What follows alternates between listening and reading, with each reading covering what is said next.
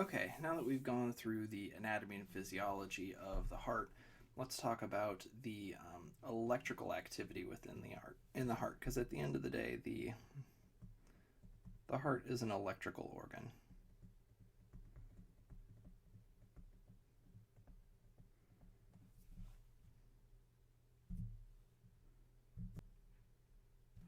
Okay, so to talk about the electrical activity of the heart, we need to first discuss the myocytes.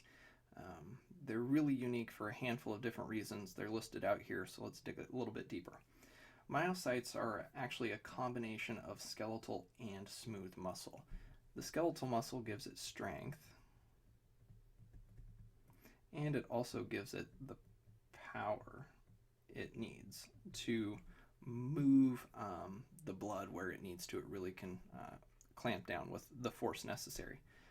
But the other part, having the smooth muscle in there, also gives it the stamina it needs to beat over and over again, constantly, day after day, maintaining some tone at times as well. So that's what's important about the type of muscle it is. Another important part is that they're branched and interconnected. Normal skeletal muscle, like in your bicep, is each muscle cell is individually packaged, almost like a package of hot dogs if you really want to think about it. They're all side by side, they all move in one direction and one direction only. Now, smooth muscle is usually branched and it's interwoven, interconnected. It can stretch in three dimensions, almost like cloth can or fabric. So, myocytes are actually kind of both. Each cell travels in a general direction but is branched and interconnected to the next one. It's coupled to its neighbors.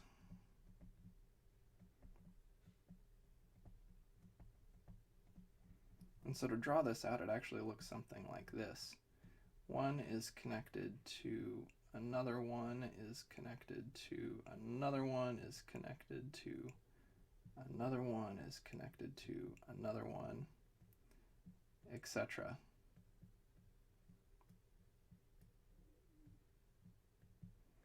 And so you get this interbranching. Heck, we'll connect one right there.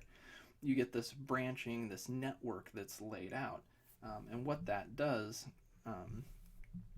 is allows them to communicate with each other, because they also have this unique feature called the intercalated discs. And what that does is it allows everything to be shared between these cells, from the electrolytes and things within them, but more importantly, the electrical impulses, so that if one cell fires, that information or that electrical impulse here is going to be shared out in all directions in a cascade. And that's what's called cell to cell conduction. And that's a hallmark of myocytes and this type of muscle, and it's really important for the function of the heart overall. The next part, sorry, while I'm still on that, that interconnection, that cell-to-cell conduction, is what allows a impulse that starts in the SA node to travel throughout the entire atria. And then it's also why the entirety of the ventricles can contract, even though there's not a single nerve attached to any group of cells, which is really, really cool. Now, automaticity is the next part that makes these things so cool. And it's the idea that any myocyte throughout the entire heart has the capability of generating an impulse.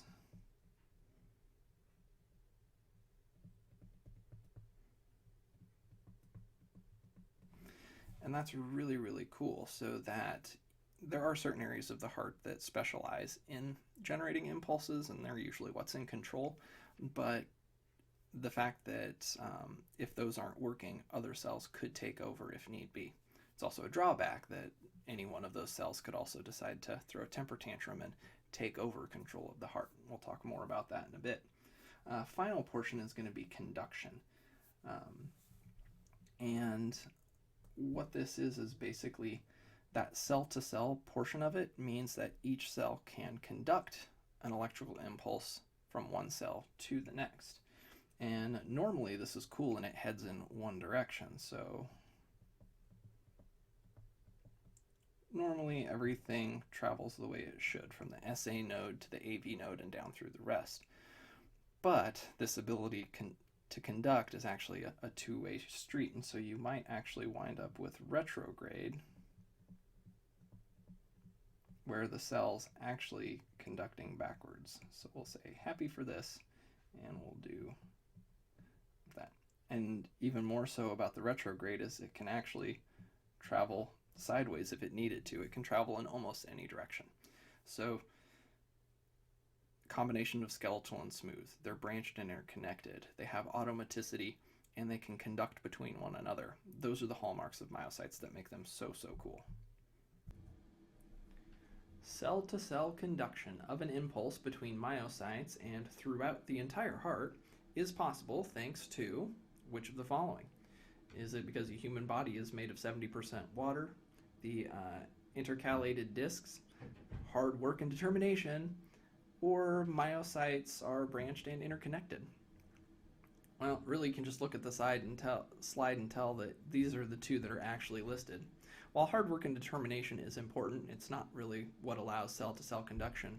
And the human body being made of 70% water is convenient and part of the equation, but not the reason why the impulse can be conducted. It really comes back to the intercalated discs and the myocytes being branched and interconnected. Okay, time to go back to Biology 101, Biochem, and we're going to talk about generating membrane potential within the myocytes. So, like we said before, the myocytes can generate their own electrical charge. How do they do that? Well, what really matters is your sodium and potassium levels. So think about it a little bit. Do you know your labs? That your serum sodium should be around 140-ish, and that your serum potassium should be greater than 4.0 in your cardiac patients. And that's your serum. Well, look at how much more sodium than there is potassium in your serum. Well, that's because your potassium is supposed to be inside of your cells. That's where it belongs. And the only time it escapes is during depolarization. But the body then, or the cells then, promptly move that potassium back in. Why does it do it? What value does that have? Well, this is what it does. It helps generate an electrical charge. Tough to kind of wrap your head around that sometimes, especially when you're using words like polarization, depolarization, repolarization. Instead, think of something much more simple. Think of dragging your feet on the carpet, building up a little bit of a charge, and then you touch a doorknob or your friend, and zap, you've shocked them. So if you look at it from that, you can say that repolarization is the dragging of your feet, and then polarization is you've built up charge, and then depolarization is that zap, where you've shocked your friend and now they're all mad at you. Each and every one of these cardiac cells has this ability. They repolarize. They move the potassium and sodium around to help build up the charge. They sit in a ready state, which is their polarization, waiting for something to stimulate them, i.e., touch a doorknob, and then zap. That electricity is all released because the sodium and potassium switch spots. That's essentially how it works and the idea behind it. Each and every one of the cells does this, and then because they can communicate to one another, you get a cascade where a single cell can trigger the rest of the cells that are in a ready state to fire. So two things I want to say right off the bat. One, I absolutely love this diagram. It is fantastic. This is the true anatomical layout and musculature of the heart and the electrical conduction system. Anything from the muscle thickness on the left ventricle compared to the right atrium, all of this stuff is really accurate. So sit back, it's going to take a few minutes to get through this one. This is going to be a pretty involved slide. But we'll start out with the good old SA node. Now the SA node, the sinoatrial node, is responsible for initiation of all of the normal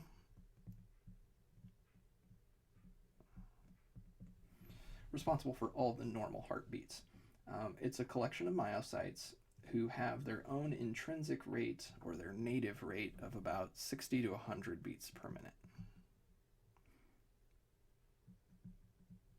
And that's about where they sit. This makes it the fastest part of the heart in terms of that automaticity rate. And it's usually what's in command in a healthy heart. Now, the SA node is connected to internodal pathways, and that's these guys right here.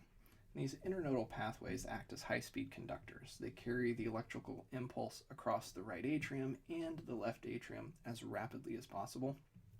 And there's a lot of cell-to-cell conduction that helps keep things moving along in a organized fashion. So you get that rippling effect that not only I'd compare it to like when a boat's going through the water, that it creates these waves and ripples beyond it, so that not only are they cascading out from the sinus node, but then they're also cascading out from each of these internodal pathways nearly simultaneously, so that you have almost the entirety of that right atrium contracting at almost the same time, just starts from one end and moves towards the other. The difference between a internodal pathway and a cell-to-cell conduction is probably the difference between posting something up on Facebook as opposed to texting someone individually and asking them to text the next person, etc., etc. Next up is going to be our AV node, and so that's your Atrioventricular node. It's a group of myocytes responsible for collecting the impulses from the atria. They wait a few milliseconds and then conduct it to the ventricles. They act as a gatekeeper, essentially.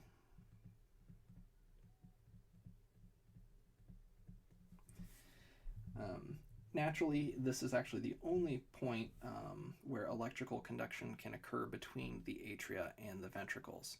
Because those valves that we talked about earlier are made out of cartilage, they actually insulate the entire top half of the heart from the bottom half of the heart. And so what that does is creates a situation where this is the only place electricity can travel through, which is really good, because with all that cell-to-cell conduction, it could get pretty messy pretty quick. Now, the AV node, what makes it unique is it has its own intrinsic rate as well, its own natural rate, and that is between 40 to 60 beats per minute. So it makes it slower than the sinus node, but fast enough that if the SA node were to fail, the AV node could take over and still keep a reasonable heart rate going for whoever the patient may be. Next up in line is going to be your bundle of His, and that's this section through here. And the bundle of His is actually a collection of Purkinje fibers, and it's the root of the bundle branch. So we'll unpack that a little bit. So Purkinje fibers they're like fiber optic cables. They function to carry the electrical signal from its origin at the AV node to wherever the fiber ends in a really rapid fashion. It's essentially the same idea as those internodal pathways. So that a single Purkinje fiber starts up here and will travel the length all the way down to the very tip over here. And then there's another one next to it that goes here, etc., etc. It helps carry the information faster, which is what you need, because that left and right ventricle are so large that to rely on cell-to-cell conduction would take too long and would likely be a lot more disorganized if we did that. So the bundle branches. You have a right bundle branch and a left bundle branch. So I'll draw this arrow over here for your right bundle branch. And so it travels next to the endocardium. So it's just underneath that cartilage layer that is lining the inside of the heart. And what that does is it sends its spark out next to the inside of the heart, so that the muscles of the heart actually start contracting from the inside to the out, which is cool, because one, that'll help push the blood out, because you don't want to trap blood in there, and two, it helps make sure it's contracting in a way that helps maximize the squeeze. Your left bundle branch, which is this portion here, goes all the way down to the tip of the apex and then back up the side. Because the left ventricle is so much larger than the right ventricle, it actually divvies up into two different sections here, which is left posterior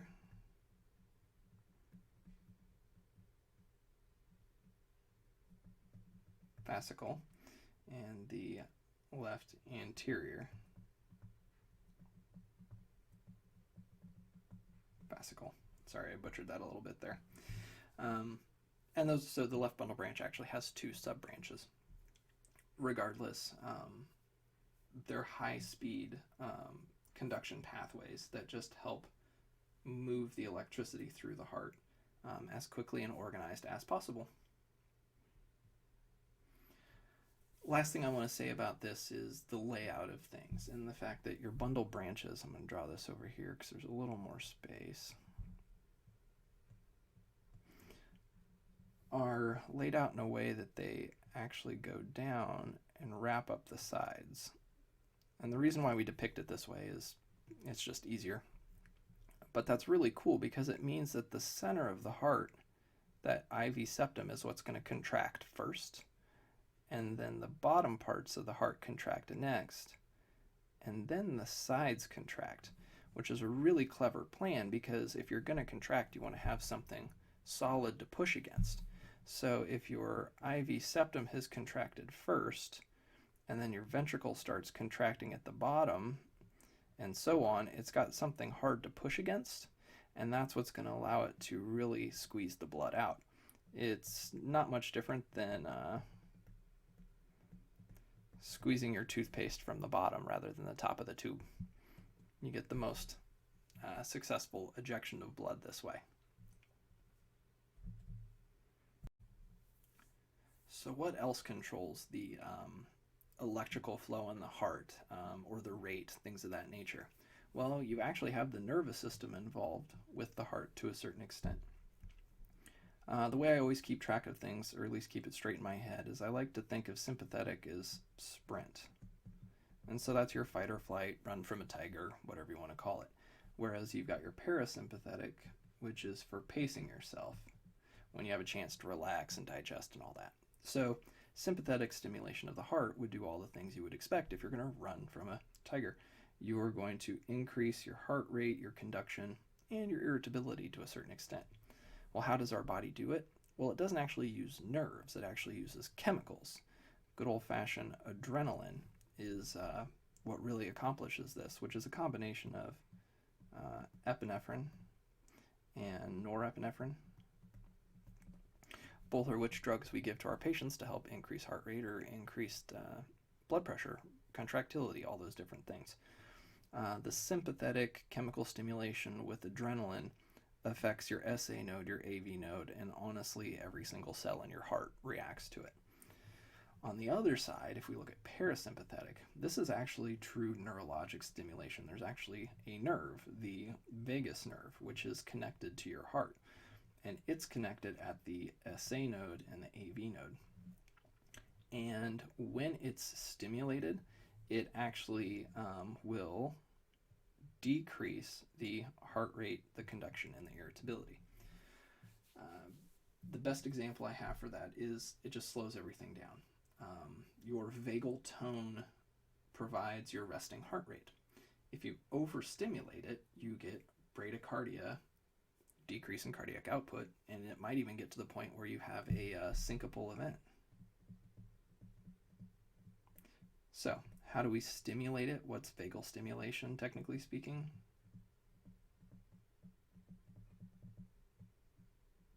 Well, that's the good old-fashioned vagal maneuver where you bear down. Try to poop. The other good thing you do, you can have a patient maybe blow into a 3 ml syringe. That can help cause this. Or, more directly and more risky, you can do a carotid massage. All of these will cause it to drop. I'm going to take a quick second to tell a great story. So we had a gentleman who was admitted for syncope. He's sitting in bed, the cardiologist is there to assess him, and finds out, well, the guy had passed out while shaving that morning. Well, after hearing the story, the MD reaches out, starts doing a carotid massage on the guy's neck. The patient promptly had like 6-10 second run of asystole on the monitor, just went completely flatline and passed out a little bit. The doctor immediately just pops him right on the center of the chest. It's a pericardial thump. The guy's heart rate shoots back up. Of course, by then, that monitor tech is yelling down the hallway, trying to figure out what's going on and that kind of stuff. So that's an example of a really sensitive carotid body and a high vagal tone in that case. We adjusted his meds, the patient was fine.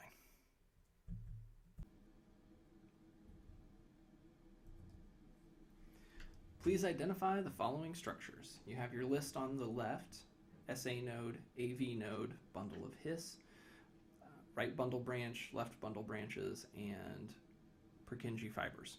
And of course our letters are on the right side, so let's just go through these. Our sinus node, well, that's going to be E, the little green dot there, of course. So that's your sinus node. Your AV node, well, that's going to be A, correct? It's right there in the center. As for B, well, B actually works out to be your bundle of His. Your C, is that the right or left bundle branch? Well, it's going to be your right bundle branch, so that's C. Left bundle branch then is D, and your Purkinje fibers are G, way down at the bottom.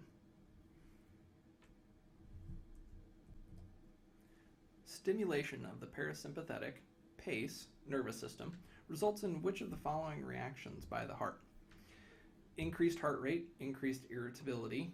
Well, that doesn't really make sense considering we're talking about pacing or slowing things down.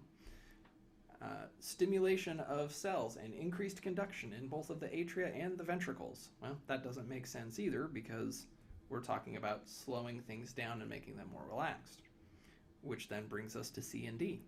Reduced conduction and impulse generated rates within the atria. That is absolutely correct.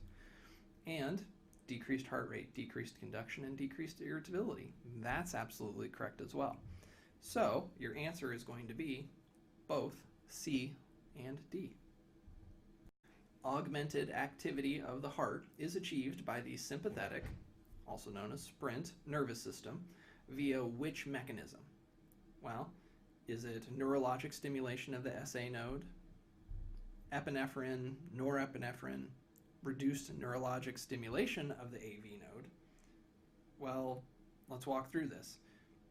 The point of the question is, what is the mechanism that the sympathetic system uses? And it is the endocrine system. So which of these are endocrine? Well, it's both B and C. Adrenaline is what we use to increase our heart rate and our activity. So while we're on the topic of heart rate and how the heart behaves in that regard, let's talk about what controls your heart rates. So we use something called the pacemaker rule, and it's the idea that the pacemaker site with the fastest rate will generally control the heart. And so your inherent or native rates should be your default settings. So we want the SA node to be in charge most of the time, well, pretty much all of the time. However, a couple different things can happen. If for some reason that sinus node slows down, it's going too slow for whatever reason, or stops altogether, our body does a couple other things as escape mechanisms. And so an escape mechanism is when the normal pacemaker fails, you'll have something like the AV node kick in and try and take over. And worst case scenario, you might even have your ventricles take over and keep the heart rate going, worst case scenario. On the other side, what can happen is instead of having a sinus node that had slowed down too much, instead you can find a site with irritability. And this is where that automaticity of every myocyte comes in, is that any cell along the conduction pathway can speed up. And if it speeds up enough, it can actually take over as primary pacemaker. And I'll talk about that a little bit more in a second. So your inherent rates. each area, I've mentioned this a little bit already, but I just figured devoting a single slide to it would be wise. Your sinus node is going to be your fastest at 60 to 100 beats per minute, and it's normally in command. Your AV node, AVN, is your second fastest at 40 to 60 beats a minute, and you can see how those ranges don't overlap, and it usually will take over if the sinus node fails. And then lastly, should both of those no longer be in command, you're left with your ventricle, which has the slowest. And when I say ventricles, I mean the cells in general. This is about the rates that they run. And they will take over. That is, of course, the least desired situation that you want to run into. Why? Why does this exist? Why is this something that we have to understand? Well, it's for fail-safe reasons. The body will do just about anything it can to keep itself alive as long as possible, whether it realizes it or not. In fact, there's many cases and examples of people who were born without a functioning sinus node, and they never knew it. They just always had a slow heart rate most of their life, and then they're in their 40s and they're getting a workup for a knee surgery or something like that, and they find out that they've been in a rhythm where the AV node's been in charge their entire life and not even realized it. So just one of those cool, interesting things that it works, because if you survive to adulthood, well, then that means you can procreate, have kids, do all that jazz. So your biologic imperative has been met. Just another walkthrough on irritability, because this really is the foundation of basic arrhythmia and advanced arrhythmia and all of that jazz, is the fact that arrhythmias occur because a group of cells, and it can be pretty much any cell, has become irritable and sped up to the point where it overrides the natural pacemaking cells of the heart. And that's what these are. So your AFibs, your A flutters, even your VTAC, all of those are irritable cells who've taken over control of the heart to a certain extent. Of course, we always have to ask the question, what's causing it? Can we reverse it? Things of that nature. Well, anoxia is a great one. Even if it's just a drop in O2 sats, below 85 or 80, or it could be something as significant as an MI, where you've completely blocked blood flow to the heart. Another good one, lots of chemicals and drugs can do that, but of course, digoxin is one of the most common ones. Electrolytes can cause it. If your potassium numbers get out of whack, that can totally cause troubles in this regard. And mechanical traumas is another great one, where you've got maybe a motor vehicle crash, or even a baseball to the chest is another great one. A line drive can cause these kinds of things to happen. It's pretty nuts. But that's, at the end of the day, regardless of the cause, we always seek to identify and correct the problem, get our patient back to a normal rhythm as quickly as we can, because that's what we want. And if it's not possible to correct the arrhythmia, we always do our best and get it as good as we can.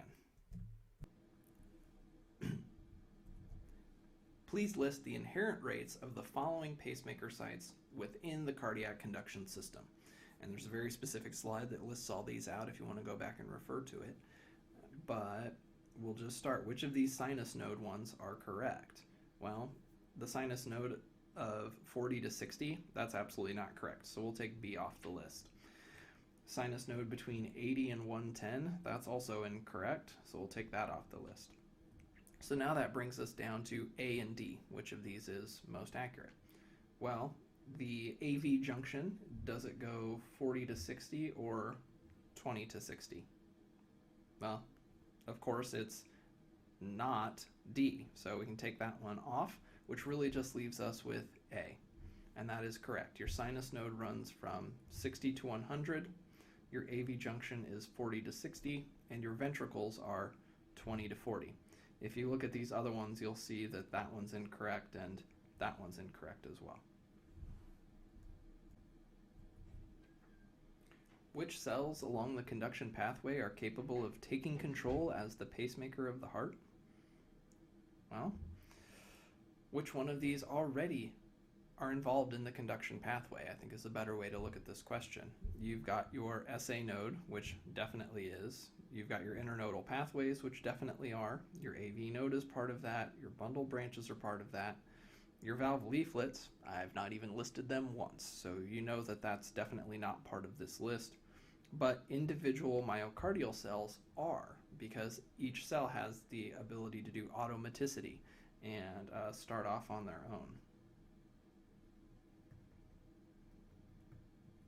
So valve leaflets is the only thing on this list that is not capable of taking control as a pacemaker of the heart. Irritability of cardiac cells and potentially life-threatening arrhythmias may be caused by which of the following? As we go through the list, I've talked about it multiple times that ischemia and anoxia, that irritates any set of cells, so particularly of concern. Medications will definitely cause this. Methamphetamine's a really good one. Adrenaline, the natural system that the heart uses to speed itself up, that the body uses. Adrenaline increases irritability. Mechanical trauma, bruising of the heart, a steering wheel, things of that nature could even cause those cells to become irritable. Cardiomyopathy is definitely one. You stretch out that heart and you cause it to be misshapen. That creates some irritability. And your electrolytes within normal limits. If everything's normal, then it's not a problem. So electrolytes is the only thing on that list that is not potentially going to cause irritability of cardiac cells.